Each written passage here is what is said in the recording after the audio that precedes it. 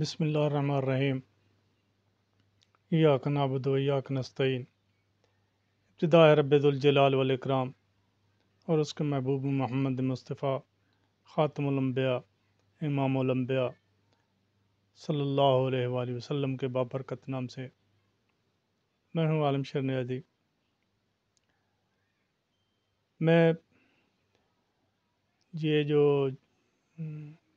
6 جج صاحبان chief justice صاحبان نے اور محترمہ سمر رفعت صاحبہ نے جو لیٹر لکھا سپریم جوڈیشل کونسل کو اور سپریم کورٹ کو، اور یہ ایک جو ان کے ساتھ بیتی یا ان کا جو مشاہدہ آیا وہ پورے 1.5 سال یا 2 سال پچھلے چیف جسٹس بندیال کے دور میں بھی رہا اور ابھی بھی، تو یہ انہوں نے آخر میں آ کے پورا ایک چارج شیٹ بھیجی اور سپریم جوڈیشل کونسل سے ہدایت مانگی کہ بھائی ہمارے لیے ابھی کیا آرڈر ہے، آپ کیا کر سکتے ہیں۔ اگر یہی فیصلہ فارم 47 کے نلائق اعظم اپنا وزیر اعظم اور اعظم تراڑ نے کرنا تھا، تو پھر کیا ان جسٹس صاحبان کو نہیں پتہ تھا کہ ہم ان کو بھیج سکتے ہیں؟ تو پھر آنریبل یہ چیف جسٹس کو انہوں نے بھیجا، پوری جوڈیشل سپریم کونسل کو بھیجا، تو کیا ایک جب چیف جسٹس قاضی فیض عیسیٰ صاحب نے چیف جسٹس فاروق اور کوئٹہ والے چیف جسٹس کو بلا کر ایک کمیشن بٹھا دیا اور انکوائری کمیشن لگا دیا، تو اس وقت ایک خط پہ ایک کسی نے آڈیو پہ، تو ابھی کیوں نہیں کمیشن بنا سکتے تھے؟ اگر آپ اتنا سخت الفاظ میں بھی نہیں کر سکتے تھے تو کم از کم سفارشات تو دے سکتے تھے کہ بھائی یہ جو ونگ ہے جو بھٹو صاحب نے بنایا تھا اس وقت، سیاسی ونگ انٹیلیجنس ایجنسیوں کا، اور اس نے اس کے لیے، کیونکہ وہ سویلین مارشل آرٹ ایڈمنسٹریٹر بھی بنے تھے اور اس کے ہم چشم دید گواہ ہیں، اس وقت آرمی کے جو ڈیو کمانڈر تھے ان کو سب سیکٹر بنا کے ان کو لایا تھا۔ آپ کو یاد ہوگا کہ جنرل اسلم کلو ایک سویلین اس وقت مارشل آرٹ ایڈمنسٹریٹر تھے حیدرآباد سندھ ڈویژن کے، تو وہ بعد میں ایک انٹیلیجنس ادارے کے ریٹائرڈ ہو کر بھی وہ لگے، حالانکہ اس کی ہسٹری میں ایسا پہلے کوئی واقعہ نہیں تھا وہ بنظیر صاحبہ کے دور میں۔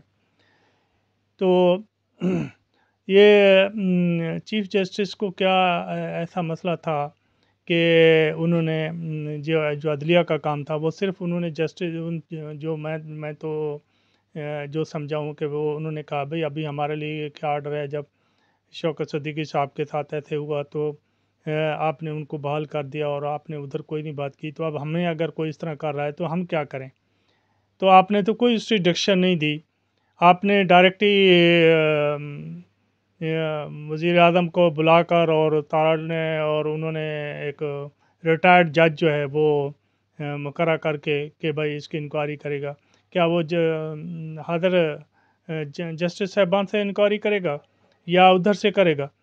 آپ تو یہ بھی کر سکتے تھے کہ زیادہ سخت الفاظ میں آپ نہ کوئی فیصلہ دیتے اور یہی کہتے کہ بھائی یہ جو سیاسی ونگ ہے اس کو کئی بار اعلان ہو چکا ہے کہ یہ کوئی مداخلت نہیں کرے گی، تو ابھی جو مداخلت کر رہے ہیں یہ کون ہیں؟ اس میں یہ بھی تو ہے کہ جو پی ڈی ایم کی جب پہلی حکومت تھی، پھر نگران حکومت تھی، انہوں نے ان کے نام پہ، ایجنسیوں کے نام پہ، اسٹیبلشمنٹ کے نام پہ انہوں نے خوب پولیس گردی کی، اور اسٹیبلشمنٹ اور پولیس کا تو کوئی سوائے ایس پی آر کے کوئی اور کوئی نہیں تھا، تو انہوں نے خوب عوام کی درگت بنائی اور عورتوں اور بچوں کو ابھی بھی جیلوں میں رکھا، اور یہ کن کے اشاروں پہ رکھا؟ حالانکہ یہ خود کرتے رہے ہیں۔ وہ مثال میں مجھے زیادہ اچھی نہیں لگتی، وہ جو بندر والی تھی کہ وہ پنیر آدھا ادھر کھاتا تھا، پھر اپنے منہ پہ مار لیتا تھا، اس کے منہ پہ مار لیتا تھا، کہیں دیر تم نے بھی کھایا۔ تو اس کا چیف جسٹس صاحب کو یہ پورا ایک ریٹائرڈ جج کو کوئی کون سنتا ہے؟ ریٹائرڈ تو سروس میں کسی گھر والے بھی روٹی کا دو دو دفعہ دیکھتے ہیں کہ بھائی کوئی کھانا والا بچہ آ رہا ہے کہ نہیں، یا وہ کوئی نوکر آ رہا ہے تو اس کی طرف وہ بھی نہیں دیکھتا. تو وہ کیا ایسے اسٹرانگ اداروں کو وہ پوچھ سکتا ہے ریٹائرڈ جج؟ آپ لوگ صرف یہ اس کا یہ پارلیمنٹ کو ریفر کر دیتے کہ بھائی اس کو، اس مسئلے کو آپ دیکھو اور پارلیمنٹ میں قرارداد پیش کرو کہ بھائی جو سیاسی ونگ ہے وہ ختم ہو گیا اور آئندہ کوئی مداخلت نہیں ہوگی. ان سب کے ساتھ مل کے کرو، ان کے ساتھ بھی مشاورت کر کے یہ کرو کہ بھائی اس میں آئندہ کوئی ایسی مداخلت نہیں ہو، یا اس میں کوئی جو آپ نے اس میں کرے. کیونکہ چادر اور چار دیواری کا تقدس تو دین اسلام میں بھی ہے. دنیا کے کسی معاشرے میں، مہذب معاشرے میں اس نہیں. مہذب چھوڑ، جو بیکورڈ معاشرے ہیں ان میں بھی یہ نہیں ہے. لیکن پتہ نہیں ہم کس سمت میں جا رہے ہیں اور ہمارا کیا اشر ہوگا. اس کا کیا ہے؟ تحریک انصاف کو کرش کرنے کے لیے ایک بندے کی انا نے پوری 24 کروڑ عوام کو غربت کی چکی میں پیس دیا، ان کے حق کو تباہ کر دیا، ان کی رائے کو دوش دیا، اور اپنی 45 فارم کو نہ مانتے ہوئے اپنی طرف سے آر او نے 47 سے وزیر اعظم اور پوری کابینہ بنا دی اور صدر بھی بن گئے. تو ان کو کن کی آشیرواد حاصل تھی؟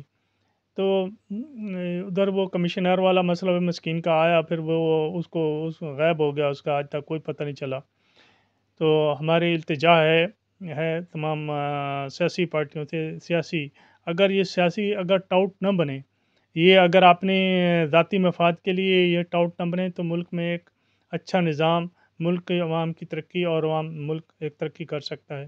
مگر ان کو اپنے ذاتی مفاد چاہیے، اور ذاتی مفاد ہی ان کو یہ لے ڈوبیں گے، اور انشاءاللہ ان کے گلے بھی یہی پڑے گا.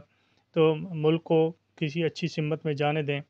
ہماری یہی دعا ہے، اور اس رمضان شریف کے صدقے ہماری دعا ہے کہ یہ ظلم ختم کیا جائے، اور کرش کرنے کا، تحریک انصاف کو کرش کرنے کا ختم کیا جائے، اور یہ کرپشن بھی ختم کی جائے. ابھی جو آٹے کے جو ہیں، جو دیا ہے اس کی مارکیٹوں میں اس کی ویڈیو گھوم رہی ہیں کہ دیکھو جی یہ کون پرائیویٹ اسٹور میں جاتے ہیں، یہ گاؤں میں دیہاتوں میں جاتے ہیں اور 8-10 بندوں کو دیتے ہیں، باقی کہتے ہیں تمہارا تو شناختی کارڈ ہی نہیں، اور واپس لے کے آتے ہیں، وہ غائب ہو جاتا ہے، وہ پھر پرائیویٹ اسٹور میں چلا جاتا ہے. تو یہ اس کی مثال ہے ججا کی ہے، جو بندیال کے قریب ہے گاؤں، ادھر کی ہے. بہت سے دیہاتی علاقوں میں یہی خبریں آ رہی ہیں. تو بہت شکریہ. آخر دعوانا الحمدللہ رب العالمین. ہماری آخر میں التجا تحریک انصاف سے بھی ہے کہ وہ بھی اس میں اپنے اسٹانگ جو ہے وہ کریں، اور ہماری اس کے ساتھ ہمدردیاں شامل ہیں. بہت شکریہ.